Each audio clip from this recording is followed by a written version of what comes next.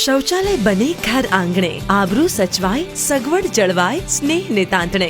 આણંદ જિલ્લાના ઝાખલા ગામના ડાયાબાઈની પ્રજ્ઞાચક્ષુ દીકરીને શૌચક્રિયા કરવા માટે કોઈકનો આધાર લઈને ગામની બહાર જવું પડતું. આ દ્રશ્યે ખેડૂત પિતાને હચમચાવી નાખ્યા. પોતાની પ્રજ્ઞાચક્ષુ દીકરી અને પરિવાર માટે ઘર આંગણે જ શૌચાલય બનાવ્યું. આ શૌચાલય બનાવવા સરકાર તરફથી આર્થિક સહાય પણ મળી. પોતાની પ્રજ્ઞાચક્ષુ દીકરી અને પરિવારના બીજા સભ્યોને શૌચાલયનો ઉપયોગ કરતા જોઈને ડાયાભાઈના હૈયે ટાઢક વળે છે. આવી જ મક્કમતાનો પરિચય કરાવ્યો છે જામનગર જિલ્લાના લોઠિયા ગામની બહેનોએ.